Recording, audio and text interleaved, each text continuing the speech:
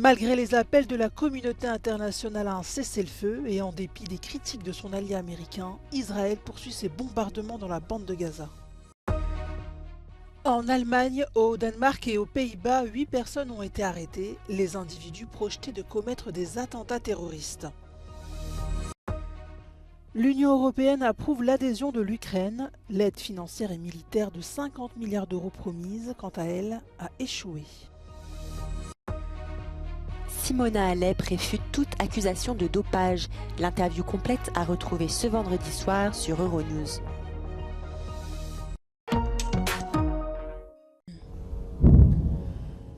Malgré les critiques de plus en plus vives sur sa stratégie militaire, Israël poursuit ses bombardements dans la bande de Gaza.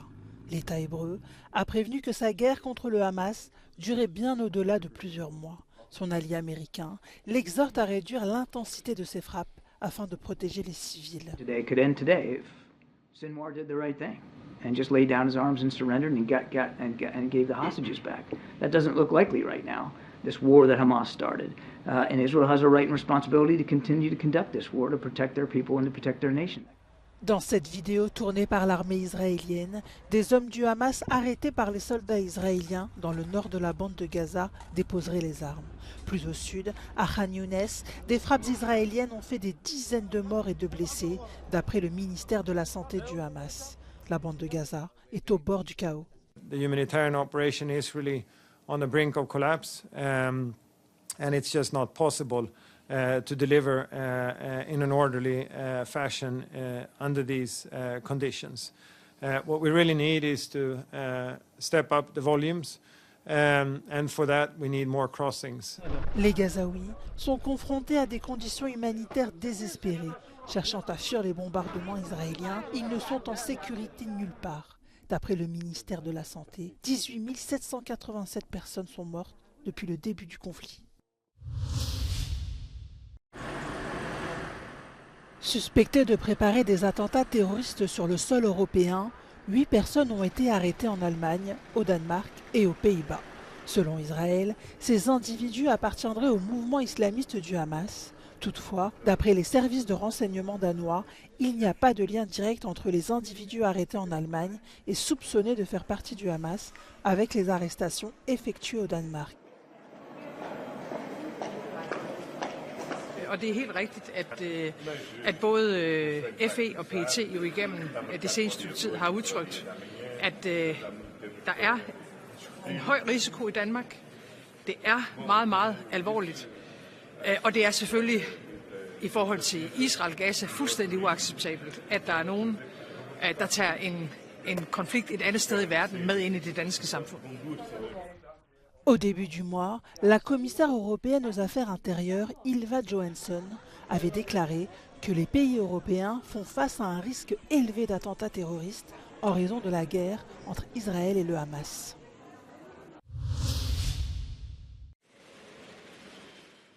Il avait douché les espoirs des membres de l'Union européenne concernant l'ouverture d'une adhésion de l'Ukraine.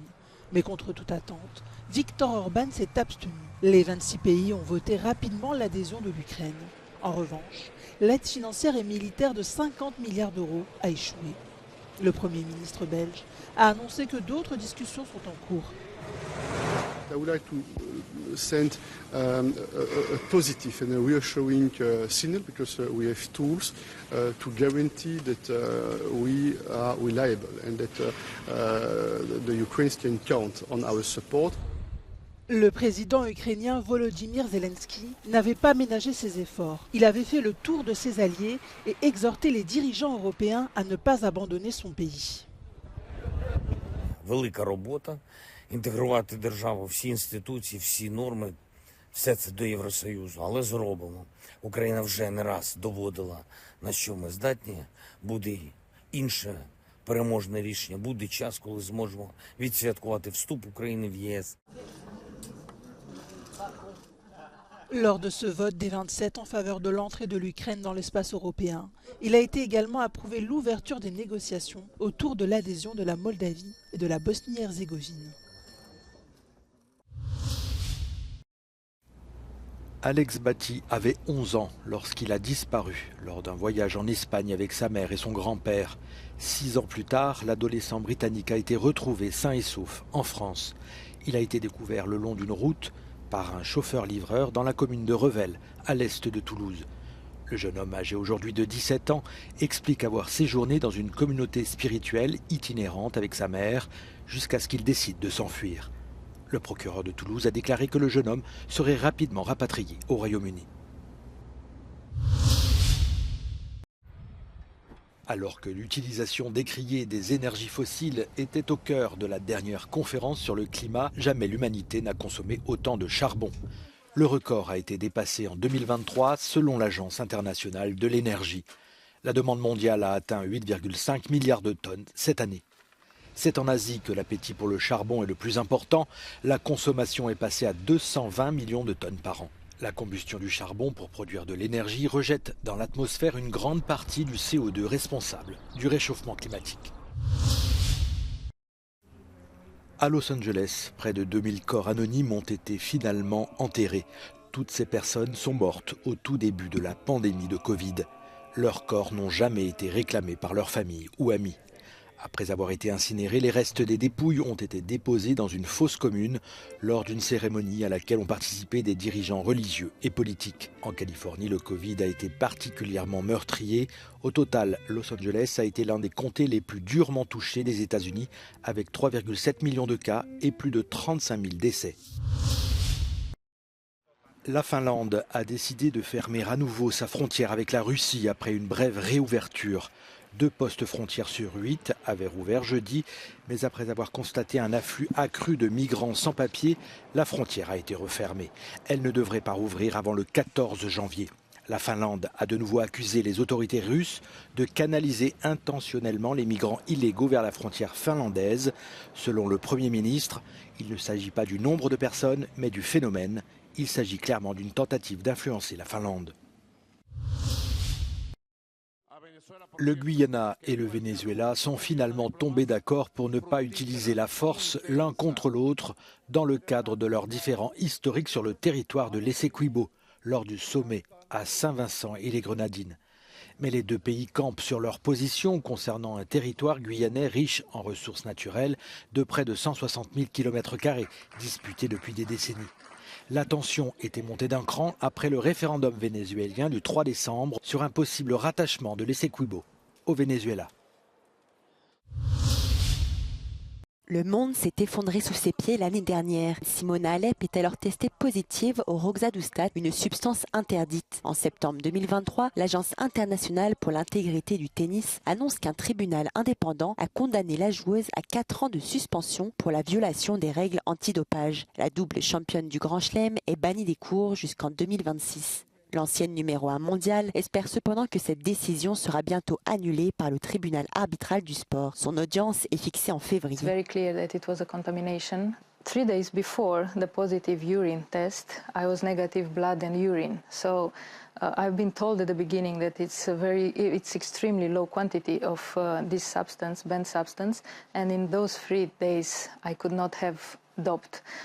It was not my intention and never has been the intention to do something wrong or something disrespectful to this sport, because I have respected everything and I dedicated my life. My principles are not like this, so I didn't think to cheat in tennis. L'histoire prend un tournant le mois dernier. Son entraîneur de renom, Patrick Mouratoglou, l'admet après 1 an de silence. Son équipe technique est à blâmer pour avoir donné à Simona Halep une substance contaminée. La joueuse exprime son soulagement suite à cette révélation. Celle-ci pourrait en effet s'avérer cruciale pour son retour sur les cours. That's why you hire people, because you need information, you need to be better. So I always trusted this, and my trust is broken a little bit right now. And in the future, I don't know how it's going to be, if I can trust again, and probably I have to learn, because this is my principle in life. If you hire somebody and you work with that person, you have to trust. Regardez l'interview complète de Simona Halep sur Euronews à partir de 22h vendredi soir.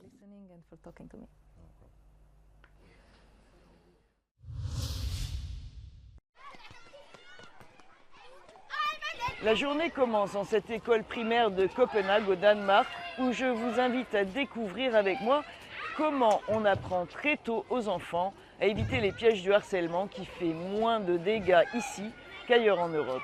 Godmorgen. Dejligt at se jer. Tør at slappe af i kroppen og lukker øjnene. Træk vejret ind gennem næsen.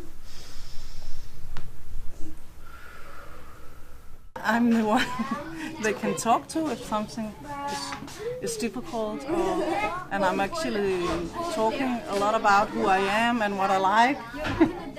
It's my mission to make them feel safe and that they can develop social skills at school.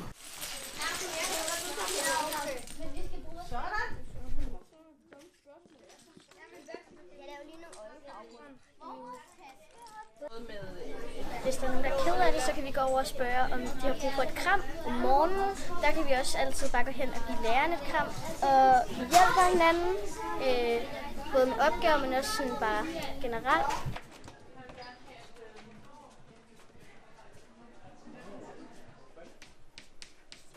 Nemlig.